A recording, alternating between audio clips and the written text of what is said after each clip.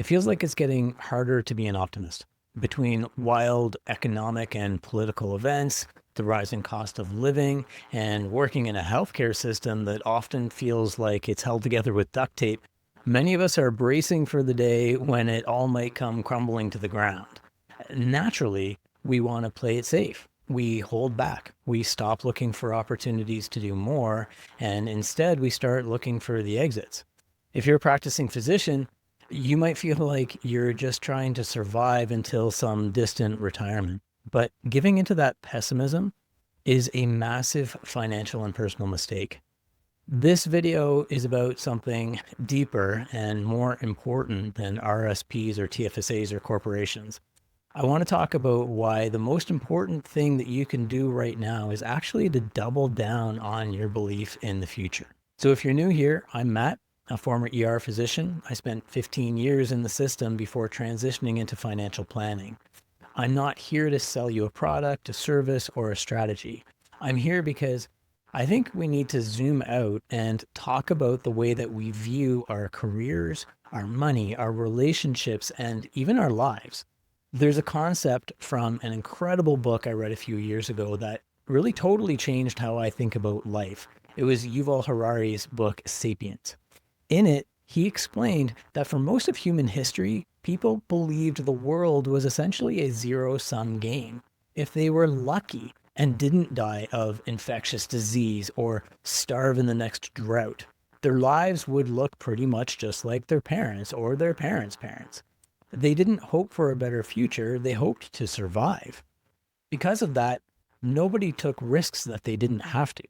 Nobody really invested in the long-term future because they had no reason to believe that the future could be better than the present. Now that all changed just a few hundred years ago with the scientific revolution.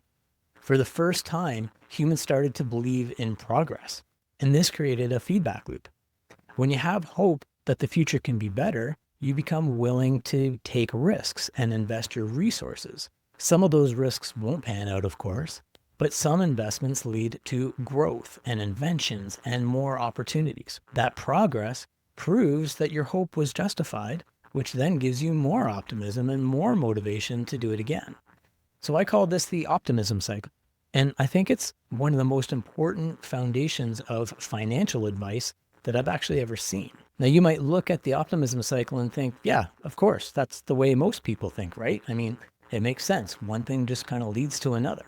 Well, I've lived the broken version of this loop, the pessimism cycle.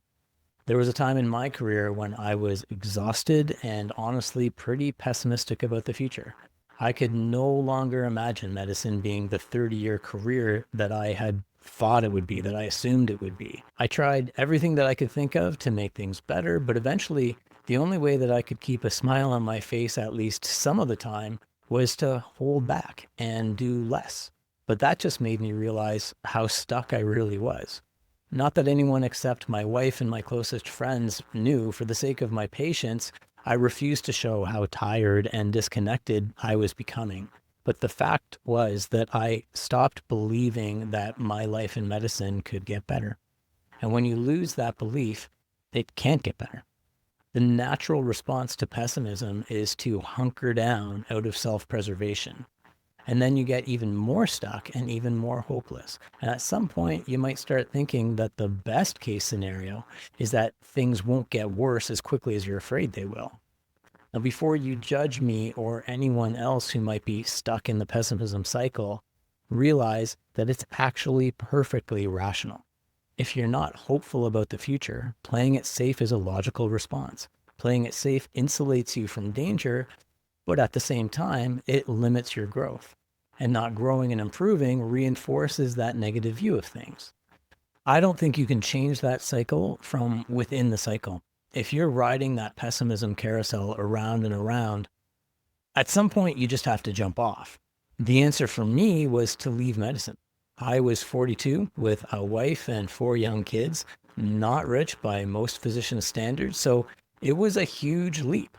In hindsight, there were 3 things that made it possible. Number 1, financial security. Even though we didn't have enough money to never work again, we had no debts and a healthy amount of savings, enough to last for at least a few decades if we really needed it to. And this made jumping off the pessimism cycle feel a lot less risky. Number two, we got clear about what actually mattered to us. We realized that a luxurious retirement in 20 or 30 more years was nothing compared to the opportunities that we had as a family now. So we decided to travel around the world for a year with our four kids. Just thinking about that was so exciting, so full of potential that we were willing to invest in it, even though we did not know how it would turn out. And number three, I started to believe that my skills were transferable. In spite of the sunk costs in medicine, what made me good at medicine, caring about people, being pretty good at this communication stuff, and definitely a drive to keep on learning all the time, those things would probably make me pretty good at other things too. So I didn't know what that path might be at the time, but I started to believe that the future could be better than my current reality. Financial security, being clear on what our values are, and having confidence in my own adaptability are really the three reasons why I'm standing here today recording this video. Now, I want to be clear, this is not just a self-help concept. The optimism cycle is actually the only reason the modern global economy even works. When you invest in an index fund, for example, you aren't speculating on companies. You're betting that the cycle will continue. The stock market itself is essentially a giant machine fueled by the belief that humans will continue to solve problems and create value.